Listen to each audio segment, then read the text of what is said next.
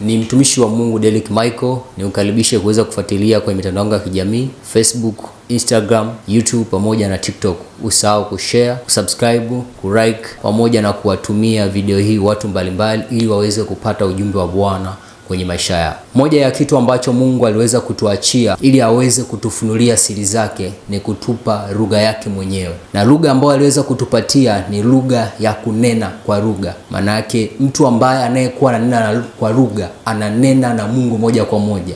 Na kunena na Mungu moja kwa moja maana yake ni kwamba unaongea na Mungu mambo ambayo ni mafumbo. Biblia inasema kwamba Mungu kupitia neno lake ameyafanya neno lake kuwa ni fumbo na kulifanya kuwa ni siri. Na wale ambao wanaoweza kufunuliwa ni wale tu ambao wanaokuwa wamebatizwa kwa Roho Mtakatifu. Na kubatizwa kwa Roho Mtakatifu, ishara moja hapo ya mtu amebatizwa kwa Roho Mtakatifu ni kunena kwa lugha. Mtu ambaye anayekuwa ananena kwa lugha ndiyo anayeweza kufahamu siri za Mungu. Na siri za Mungu zimewekwa kupitia kunena kwa lugha. Mtu anapokuwa ananena kwa lugha, unapokuwa unanena kwa lugha, kuna vitu Mungu anakuwa anaviachilia. Kuna vitu Roho Mtakatifu anakuwa anaviweka ndani yako. Ni sawa na wewe unavyoenda kwenye Play Store. Ukishakwisha kwenda kwenye Play Store, then utaenda kudownload app ambayo unayohitaji. Ama pale ambapo application yako inakuwa iko outdated, ili uweze kuiupdate ni lazima uende Play Store. Ukishakwisha kwenda Play Store utaweza kuiupdate, na kama unataka kudownload utaidownload.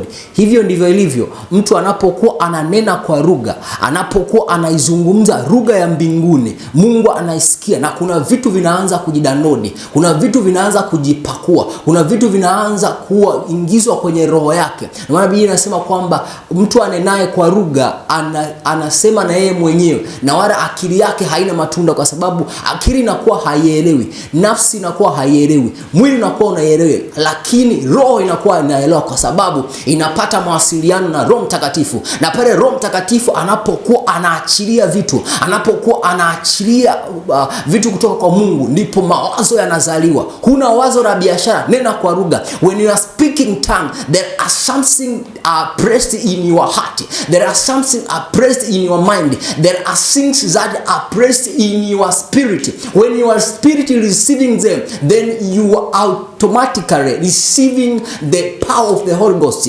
Biblia inasema kwamba hata saa ile kwamba itafika, hata sasa Bwana anasema kwamba atamimina roho wake juu ya kila mwenye mwili. Mabinti zenu watatabiri, vijana wenu wataona maono.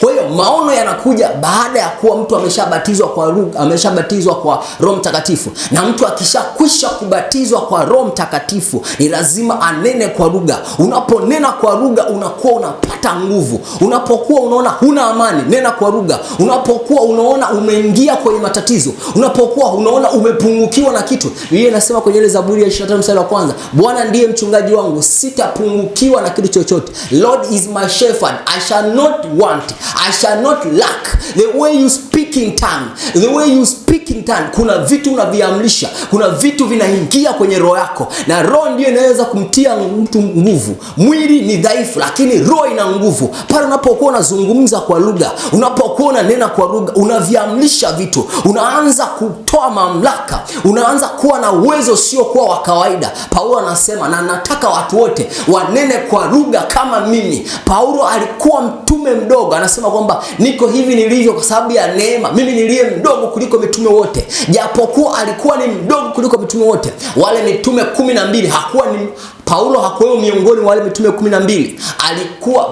Alikuja kuteuliwa baadaye Yesu akishakwisha kuondoka, lakini alikuwa na nguvu, alikuwa sababu alikuwa na nena kwa lugha. Na alipokutana Yesu, alipobatizwa kwa Roho Mtakatifu, akabadilisha lugha yake, akaanza kunena kwa lugha. Alipoanza kunena kwa lugha akapata nguvu, akawa na nguvu kuliko wale mitume wengine. Na ndiye aliyekuja kutuandikia nyaraka 13, wa Korinto, wa Efeso, wa Galatia, Filipi, akamwandikia mpaka Timotheo, akamwandikia Tito. Akawa na uwezo wa kufanya mambo ambayo wengine aliweza kuwashinda. Kumbe uwezo na nguvu wa kufanya mambo ambayo yamewashinda wengine unatokana kunena kwa lugha. Unaponena kwa lugha unapokea nguvu. Nguvu sio kwa ya kawaida. Kwa uwezo wa kibinadamu kuna mambo unashindwa kuyafanya kwa sababu hujafikia uwezo wa kunena kwa lugha. Kwa kadiri ambavyo unavyokuwa unanena kwa lugha, ndivyo ambavyo unavyokuwa unapokea nguvu, ndivyo ambavyo unavyokuwa una uwezo wa kufanya mambo ambayo leo yameshindikana. Unataka kupata wazo, unataka kufanya kitu ambacho ni tofauti na cha wengine. Leo tupo kwenye hii dunia kwamba watu wanafanya vitu ambavyo vinafanana na wengine. Hakuna mtu anayekuja na kitu cha kitofauti. No one is coming with the uniqueness. Everyone is coming with the idea that has been already pressed, that has been established by another one, but that has been initiated by another one. But when you are speaking tongue, there are something that you are receiving. There are special things that you are receiving from God. You are receiving a uniqueness. Mungu alivyomuumba mwanadamu, kila mtu amemuumba akamfanya kwa uwezo wake, akampa uwezo wake. Sisi kutuumba kwa mfano. Mfano unatokana na Mungu mwenyewe, lakini mfano hautokani na watu wengine, hautokani na kujilinganisha na mtu mwingine. Ndio maana hutakiwi kujilinganisha na mtu mwingine, kwa sababu umepewa kitu cha kitofauti. Mungu amekupa kitu cha kitofauti. Lezobere mande keparadia. When you are speaking tongue, repe kosha peradia. Upo kwenye hali ambayo huwezi ukaendelea. Upo kwenye hali ambayo umeona umefikia mwisho. Speaking tongue, lezobiri mande bariko soko tebaradia. Lazele beande besoperakadia. Speaking tongue, uambie wa ugonjwa. Una ugonjwa na umeteseka nao, umesumbuka kwa muda mrefu. Speaking tongue, you produce power. Moja hapo ya mambo ambayo Mungu aga anafanya, ukiwa unamuomba hakupi kile kitu unachokiomba, lakini anakupa nguvu. Ndio maana Biblia inasema kwamba mimi nikupae nguvu ya kupata utajiri. Unapoenda kumuomba Mungu akupe pesa, Mungu akupi pesa, lakini anakupa nguvu ya kupata pesa. Hiyo nguvu unaopewa na Mungu ya kupata pesa ndio inayokupa utajiri. Biblia inasema baraka ya Mungu hutajirisha. Baraka ya Mungu lazima ije na nguvu. Mtu mwenye nguvu ndio anayetawala. Mtu mwenye nguvu ndio mwenye mamlaka. Mtu mwenye nguvu ndio mwenye uwezo. Mtu mwenye nguvu ndio anawaamrisha wengine. Mtu mwenye nguvu ndio mwenye kufanya kila kitu kikawezekana, kwa sababu ana uwezo wa kuamrisha vitu, na uwezo wa kuamrisha vitu unatokana na nguvu ya Roho Mtakatifu. Na hii nguvu ya Roho Mtakatifu inapokelewa kutokana na kunena kwa lugha. Nena kwa lugha. Rezopelekadesha baradea. Rezobelimande bakaparatosa kataya. Rakeberedeze berinia kapaya. Zungumza kwa lugha. Zungumza kwa lugha. Kwa kadiri ambavyo utakavyokuwa unazungumza kwa lugha, unakuwa unatoka kwenye anga moja unaenda kwenye anga lingine la pili. Paulo alikuwa ananena kwa lugha mpaka anaenda anga ya 7. Anaweza kupasua, anaweza kuzuilia vile vitu ambavyo huaga vinazuilia. Kuna maadui, kuna wakuu wa anga ambao huwa wapo wanasimama kwa ajili ya kuzuia maombi yetu, kwa ajili ya kuzuia majibu yetu. Malaika Gabrieli alipokuwa ameleta taarifa kwa Danieli, kuna mkuu anga, mkuu wa Uajemi, alikuwa ameshikilia majibu yake, alikuwa ametawala majibu yake, lakini malaika Mikaeli, malaika wa vita, akaenda kupigana naye, akaenda kumshusha. Kumbe kunena kwa lugha kunamsababisha malaika Mikaeli aende kuwashusha wale maadui zako, wale ambao ni wakuu anga. Yule mkuu anga anayezuia maombi yako, anayezuia kujibiwa kwako. Umeomba kwa muda mrefu, umekaa ndani ya miaka 4, hakuna chochote ambacho unaonekana kwamba umemwamini Mungu na ukaamini kwamba Mungu atakupa matokeo, lakini ndani ya miaka 4 hakuna chochote ambacho unachokiona kinaleta matokeo. Kwa sababu gani? Kuna mkuu wa anga, kuna mmoja ambaye ameshikilia matokeo yako, kuna mmoja ambaye amezuia kujibiwa kwako, kwa sababu hujaamua kunena kwa lugha.